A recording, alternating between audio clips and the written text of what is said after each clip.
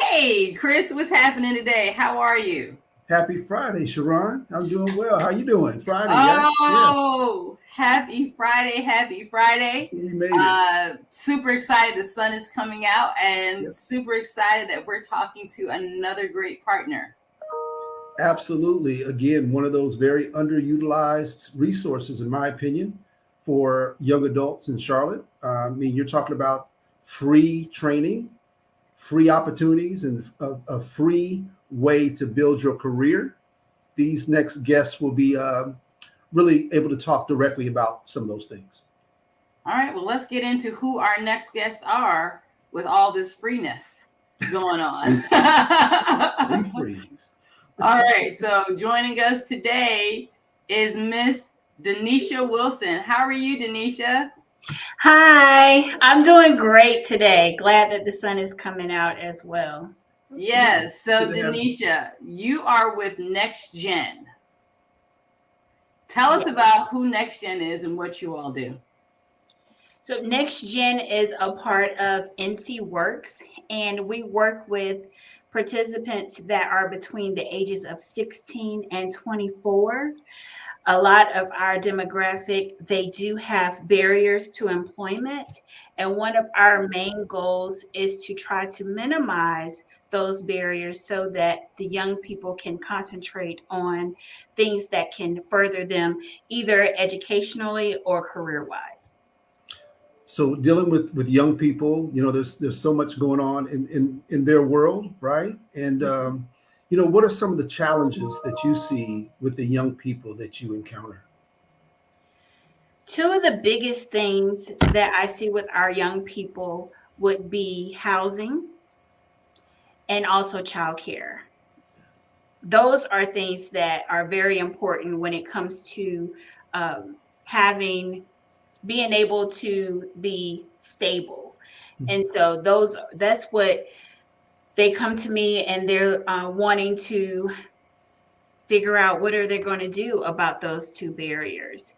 And the Next Gen program, we can help them in regards to that so that they can concentrate on their career goal, their educational goals, and their career goals. Wow. I mean, so you said a mouthful there, particularly since housing is an issue for everybody, especially for young people. And if you're a young parent, what are some of the ways that you guys support them? And so we do have the capacity to assist in minimizing those barriers. And so of course, it's all on a case by case basis, right? And so what we can do is we can assist in utilizing some of our funds to pay for some of those childcare expenses and some expenses that have to do with housing. Now, we don't consider ourselves the solution. Right. So we can't pay for things long term, but we can provide in terms of supportive services some support to kind of minimize that barrier. So, Denisha, when you look at your programming, I know that preparing people for those opportunities are very, very important. But without the employers on the back end, you really don't have the full impact of what you do. So, why should an employer really want to work with NextGen? Great question, Chris. I think that employers should work with Next Gen because they'll know that they are working with someone that is first motivated to be successful. Because if you take the time to apply for our program and go through those things, then you have a little motivation there. And that's what our participants have. And then also they have the support of our entire staff, and we are able to provide case management and those supportive services for a set amount of time to kind of give that young person a leg up so that they can be successful. And then we can receive real-time feedback from our employers. So let's say that someone is struggling with time management, and so they can go back to their career advisor or their business solutions consultant, which is what I am.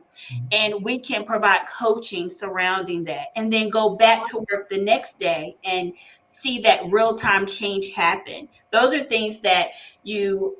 or Mrs. Employer probably wish that a lot of their adult participants adult employees could go through as well. Absolutely. That's great. Absolutely. That's great. So from your perspective, what seems to be the challenge with employers finding workers? Because I feel like I see now hiring signs everywhere. Mm-hmm. Mm-hmm. And so this is definitely my opinion. Yes. On what employers, that challenge. I think that employers have to be open-minded. Okay. We cannot go back to the way that things used to be. We're here now. And so we need to listen to our employees and ask them, what is it that you want? I think employers, they're spending too much time trying to seek new employees when I think that they should look in and see what can they do to keep who they have. And my opinion is that's going to attract more employees.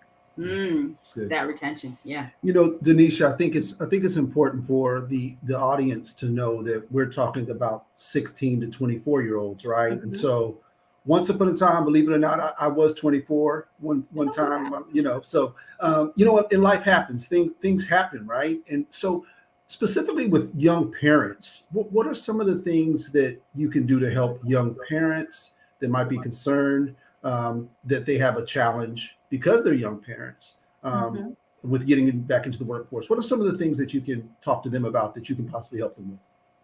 One of the things, when I have a young person sitting in front of me and they are a parent, I have them develop a plan. So you need a plan A and you need a plan B and sometimes C. Yes. And having a plan on who's going to care for your child in the event that they become sick, or in the summertime, which is what I'm currently dealing with. What are we going to do with these children in the summer? And I think the first step is to develop a plan.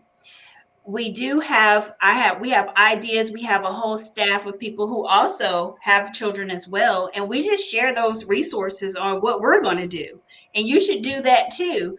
And making sure that they understand that without a plan, securing employment is going to be very difficult, because if you're having to go back and forth, you can't go to work this day, or you have to go in late this day, that is not going to sustain you.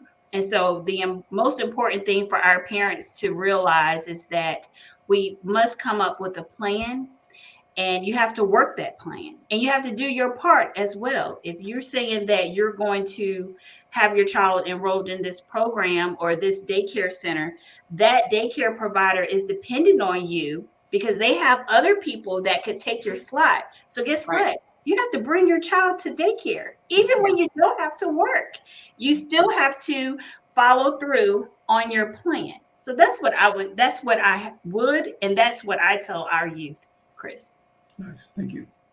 So, as Chris said, life happens, and some young people have found themselves in a homeless situation trying to change their environment, right? And so they need a job in order to change their living environment. How do you help young people who are like in a transient living situation or homeless? That is a very difficult question. Okay. Very difficult. Because I'm currently dealing with this right now, and for most of our young people, it's your supports. So with that chronic homelessness, I ask them, we really go through from the top to the bottom. Who could support you? And one of the things, as a business solutions consultant, I do have the opportunity to connect students with internships. And so we use that as well, because it is a paid internship that either relates to the type of training that you're trying to go into, or it helps you build some fundamental skills such as customer service. And so we could utilize those funds so that they can take that to go towards a deposit on some type of housing. But that network and those supports, that is very instrumental when it comes to trying to secure housing, temporary housing. Yeah, that is tough. Yeah. And I can appreciate all those efforts that you do, because that's really I can't imagine being a young person facing that. But and also maybe equally as tough, Denisha, is those that might be dealing with a criminal background, or in the past, or might even be currently dealing with a criminal background. What is some of the insight or counseling you can provide them when they're trying to deal with that and get on a career path? Yes, our justice involved youth. I really try to build a relationship, a trust relationship.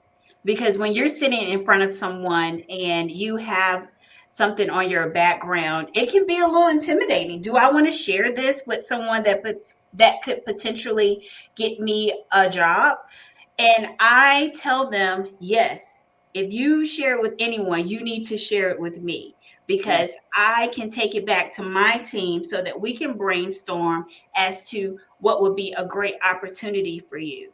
So first, I have to earn their trust so that they would even tell me, because I can count numerous times where we've been in a situation, oh, I didn't know that was going to come up.